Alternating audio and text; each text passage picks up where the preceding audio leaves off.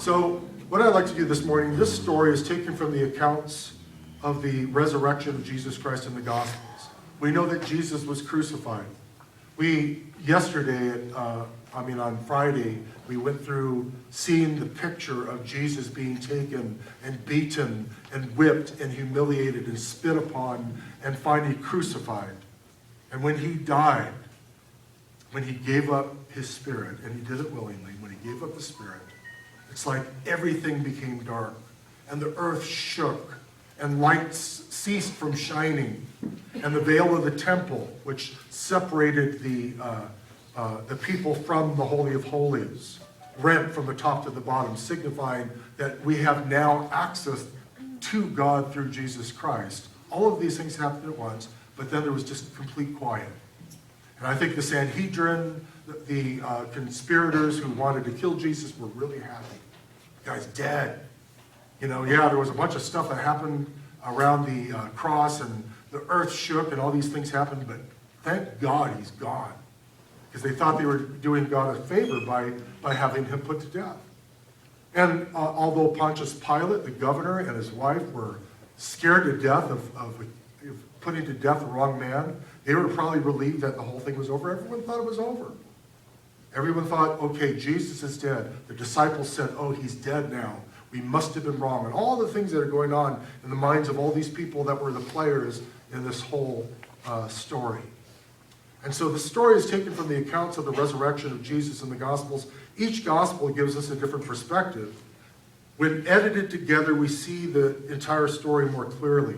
So after Jesus' death, Joseph, a wealthy man who had been a member of the Jewish council, secretly went to Pilate, Pontius Pilate, who was the governor of Judea, of that area, and actually was the one that finally put the final go-ahead to have him crucified. They went to Pilate, for he feared the rejection of the Jews. He went secretly because he didn't want to be in trouble with his own countrymen, and he didn't want to be in trouble with the Sanhedrin, the religious leaders of the Jews. So he went to Pilate and he asked for the body of Jesus. And upon hearing Joseph's request, Pilate marveled that Jesus was already dead, because it usually takes a long time to die of crucifixion. It's not that the nails in your hands and your feet are what kill you. It is not being able to lift yourself and take a breath and breathe. So you actually just choke to death. You're not able to take a breath, and you die of suffocation. So he marveled that Jesus was already dead and summoned the centurion that was in charge of the execution and asked him if Jesus had been dead for some time. When the centurion confirmed his death, Pilate granted the body to Joseph. Now Joseph and Nicodemus, another disciple, had about 100 pounds of myrrh and aloe mix. They took the body of Jesus and bound it in strips of linen with the spices, as is the custom of the Jews is when they bury someone. Near the place where Jesus was crucified, there was a garden. So this was not very far from that place of the skull, Golgotha. It was a walk. It was a short walk from the place where they executed him to the place where his tomb was. There was a garden. In that garden there was a new tomb, which Joseph had hewn out of a rock, which no one had yet been laid. The word new comes from the Greek word kanios, which means fresh or unused, which shows us that the tomb was not new in the sense of having recently been made, but that it had been never used or ever entered. So it was most likely Joseph's own tomb that he had prepared for his own death at some point. Only the very rich could afford to have a tomb like this carved out of the wall of stone or on the side of a mountain. This fulfilled the 700-year-old prophecy in Isaiah 53:9. It says, they made his grave with the wicked, but with the rich at his death, and because he had done no violence, nor was any deceit in his mouth. So we know that Jesus was put to death as a wicked man would have been put to death.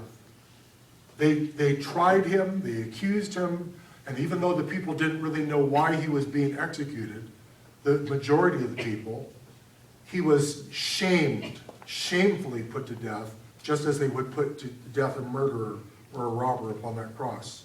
So after laying the wrapped and anointed body in the tomb, they rolled a large stone against the opening of the tomb and departed. All of this was seen by Mary Magdalene and Mary, the mother of James and Joseph, as they sat opposite the tomb.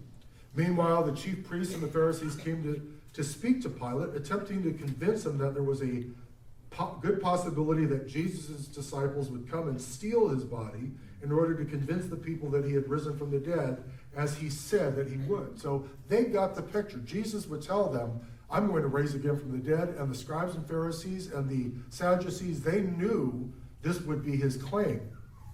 Therefore, when Jesus had died and the body was taken away and put into the tomb, they came to Pilate after hearing that he was entombed, and they said, hey, there's probably a conspiracy going on. Jesus' disciples are going to come and try to steal his body away and claim that he has risen from the dead so that they could carry on this heresy. And so upon hearing this, Pilate told the chief priests and Pharisees to use their own security force to guard the tomb. And so the Jews sealed the stone and set guards at the entrance. Now this seal was potentially, I'm not sure about this, but it was a legal seal like those placed on documents, letters or possessions. On letters and documents, they would use a seal, like a wax seal, and then with a signet upon the wax showing where it came from, so it would be authenticated.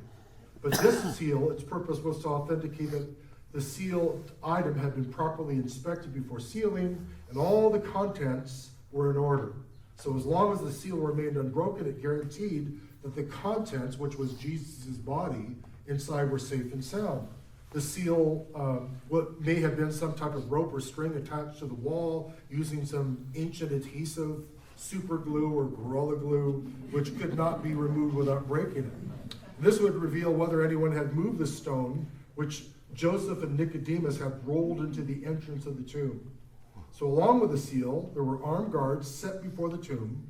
The tomb had now been completely sealed, and they were guarding it to make sure. I think that their intention was to be there at least until the third day, and probably beyond, because that's when he said that he would rise again from the dead. So after the Sabbath, on the first day of the week, began to dawn. It was very early in the morning, and the sun was just rising.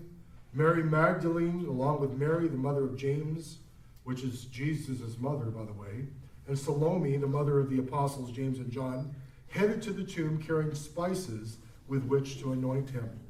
And as they walked toward the location of the tomb entrance, they said among themselves, who will roll away the stone from the door of the tomb for us? How are we going to move this stone?